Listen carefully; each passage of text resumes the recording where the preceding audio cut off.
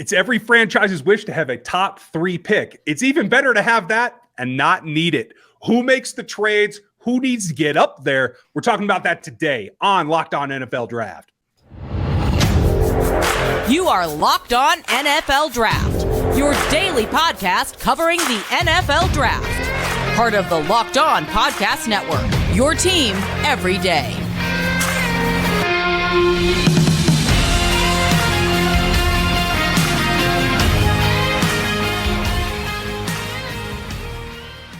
Welcome back, friends and neighbors, draft fans around the world. We are getting ready for the Senior Bowl. We're recording this tonight so that you know what's going on before we get down there for the weigh-ins and the practices. Make sure you check out the Senior Bowl coverage here on the Locked On NFL Network as well. Lot to talk about because movement is what the first round is about. There's a ton of teams that need to do it. We're going to get into them today.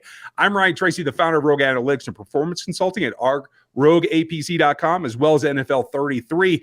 Thanks for making us your first listen. Check out the Chiefs show or the Minnesota shows or any of your favorite teams here on the Locked On Podcast Network, your team every day. We're going to get into it. And Luke Inman is back. How you doing, Luke? Always glad to be here, right? Yeah, I mean, it's not easy to predict these trades, but I think this is a year when you just start to look at the teams and where they're picking, everyone's specific needs, and most importantly, the players and prospects that could be available up there.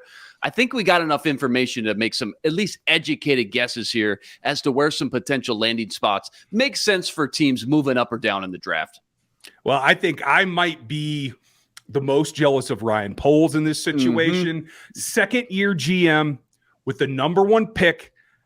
And I know one thing for certain. There will be a trade. He will trade this first pick or he will trade Justin Fields. There is no 2 ways to keep both of those options. And a lot of people don't feel that it's any way close to a possibility to trade Justin Fields. I happen to agree with that. Do you? I 100% do. I think they've fully committed to Justin Fields. I will say, especially after watching Travon Walker make that rise to the top to number 1, I got to leave at least a 1-2% window here that maybe Jalen Carter, maybe Will Anderson ends up being the pick if Ryan Poles can't get a deal done. But you're right. For all intents and purposes, Ryan Poles needs to move that pick one way or the other. Now, Poles happens to come from a franchise I'm very familiar with, folks. If you don't remember, I do cover the Kansas City Chiefs on the Locked On show here and around the rest of it. And Poles has come up in an organization that values value no matter what. If he falls in love, hey, you never know. You get infatuated, you might try to do something. But this team and everything he has ever shown shows he's going to take advantage of having that value. I do think they trade out of that.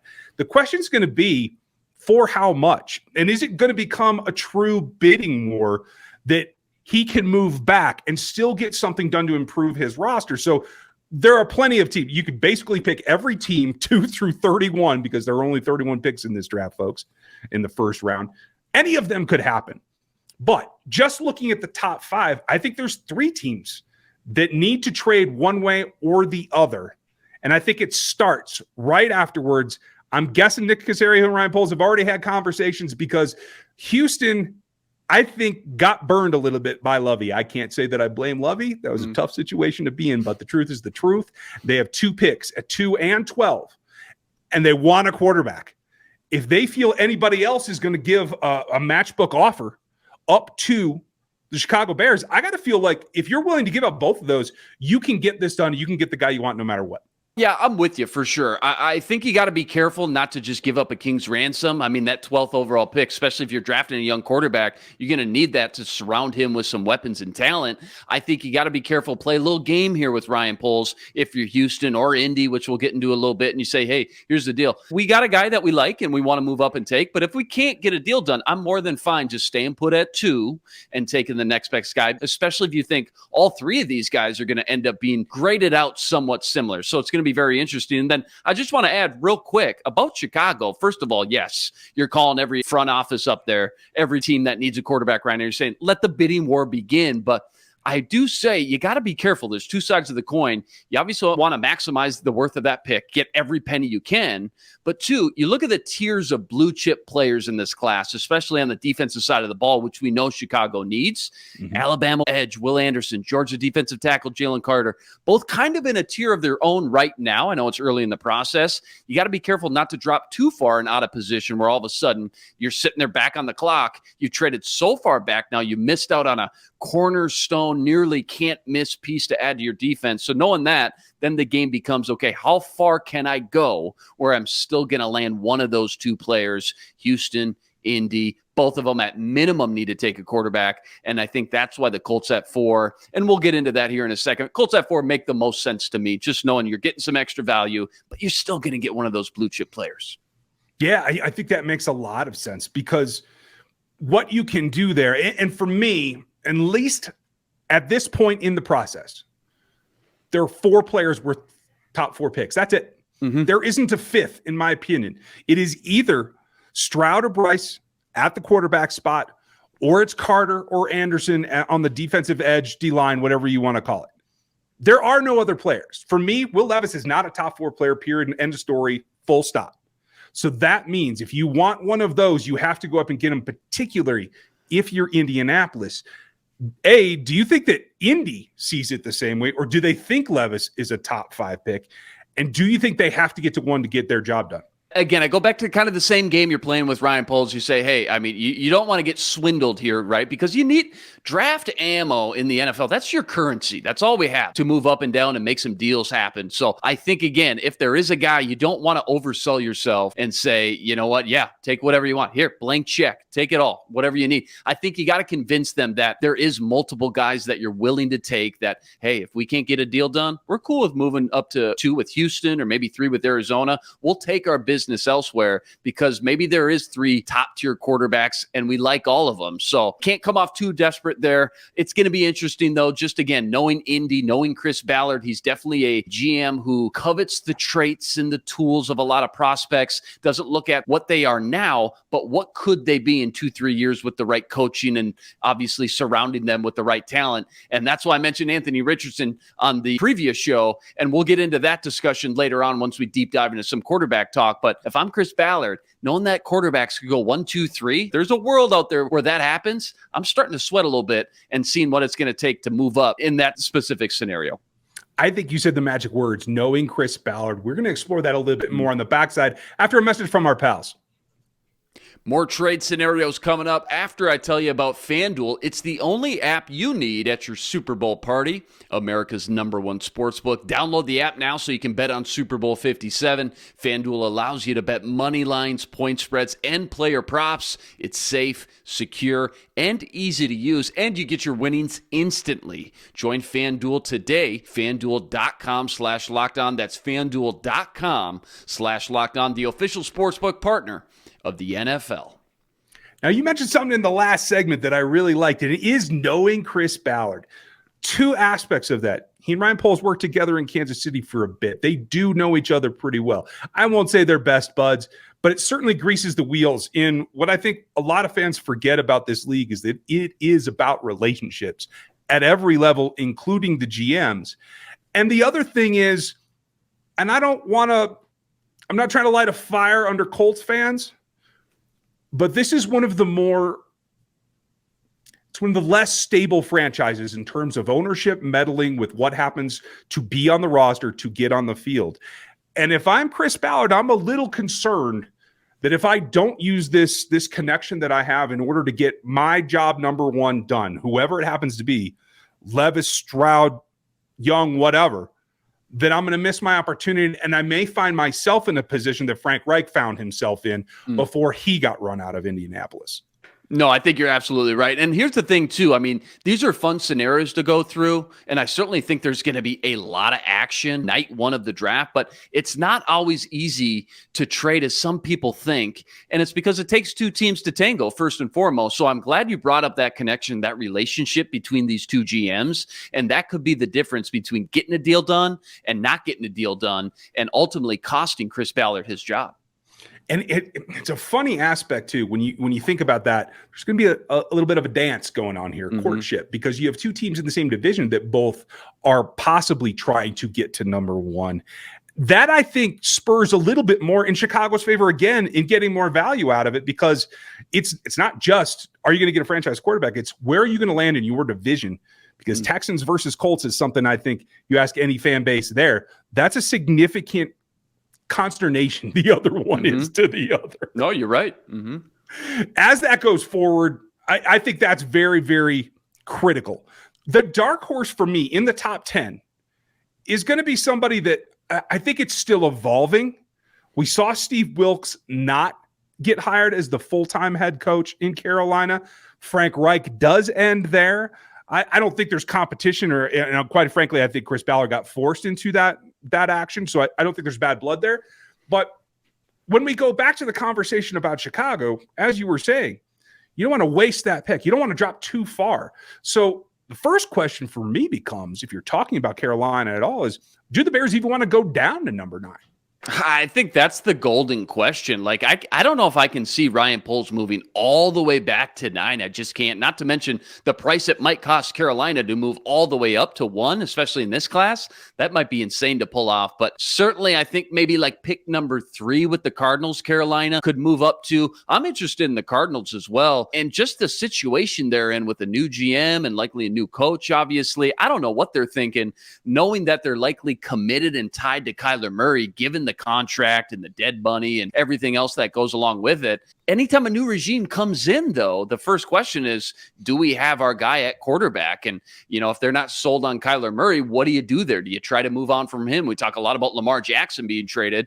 Who knows? Maybe that's a situation that maybe has a little bit more legs than we think. So, yeah, all these spots up here in the top 5 seem like likely moving spots one way or the other, either up or down. But when you get down to 7, 8, 9, once you get in that range, right? Vegas, Atlanta, Carolina, I certainly think of those teams, Carolina by far makes the most sense to move up, make a splash, go take another swing on their next franchise signal caller. I think the owner, David Tepper, really wants to grab one of these kids and start the new era in Carolina. He got a taste of what it was like with Cam Newton, what he did to that franchise. And ever since that era ended, he's just kind of been searching for the next guy. And they tried the veteran route, right? They played quarterback carousel with Mayfield and Sam Darnold. I think they want a long-term solution at the position. I think they're willing to take a big swing. All the way up to number 1, boy, that would cost a lot, though.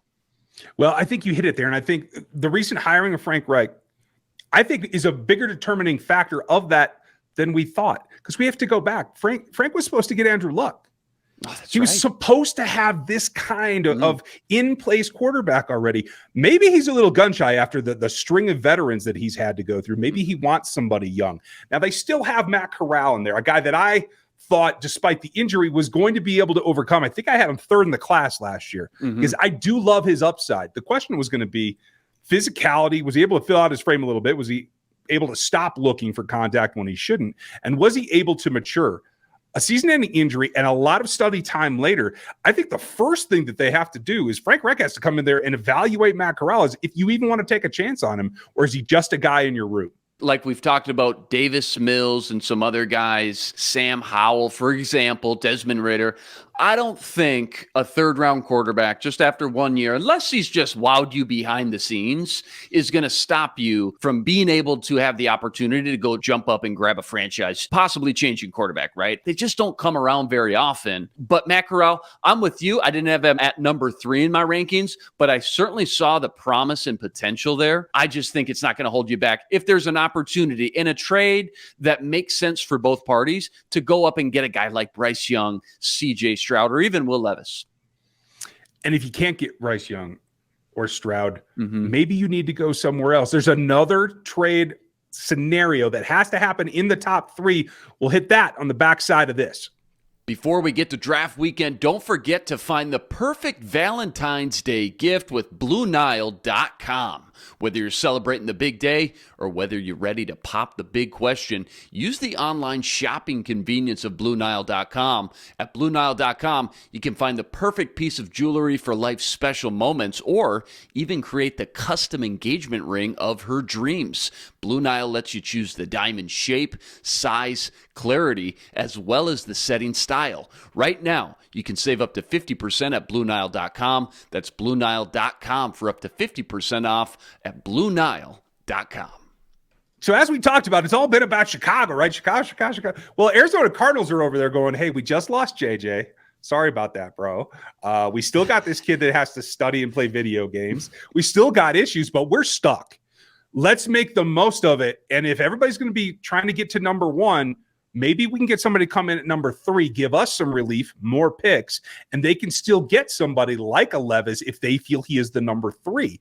Is that probably Carolina? I would lean that direction. I can't see Indianapolis trying to trade up one spot. That doesn't make a whole lot of sense to me unless they are just sold on Levis as the prototypical big arm physical quarterback. But any of the other teams we talked about yesterday could be that team in Arizona, don't you think? No, absolutely. And two, you got to think about the mind games that go on in the war room. People are sweating bullets. People are overthinking some stuff. And all of a sudden, Arizona calls Indy and say, hey, we got to deal with Carolina. So unless you want to jump up right now, it's now or never. And maybe they end up pulling the trigger and making a deal like that. But yeah, there's certainly a lot of fluctuation going on in Arizona right now. They bring in the new GM, Cliff Kingsbury. He's got a one-way ticket to Thailand. So I don't know what this new regime is going to do and how they're going to view Kyler Murray and that crazy contract they're going to have for the next 4 or 5 years. So knowing that, whoever is coaching in Arizona, they're basically going to be tied. They're going to be handcuffed to Kyler. And knowing the holes on that roster, I just certainly think the third pick is another potential trade back spot that not a lot of people are thinking about right now for a team that does want to move up for a quarterback so they can fill that roster with more talent. They do have 4 picks in the top 100, but think about it. They need help everywhere. They need help on both offense and defensive line. DeAndre Hopkins probably gone, linebackers, secondary, you name it.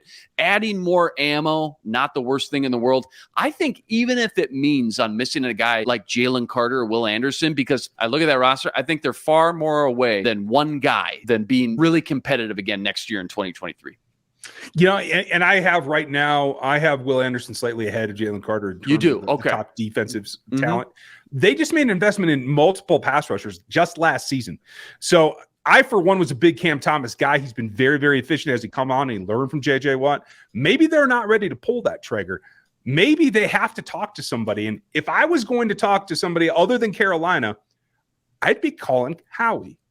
Howie's got 10, and he's going to have 30. Yes, I said it, folks. He's going to have 30. That means they lost the Super Bowl.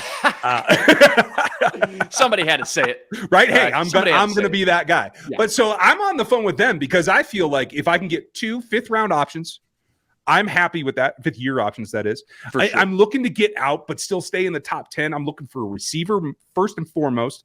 Don't know what's going to happen with Nuke out there in Arizona. I think you got to help Kyler as much as humanly possible. I think that means multiple sets. I think it means that the offense is going to change. You got to have reliability, athleticism on both sides of the ball. And that's another team that I'd be looking at.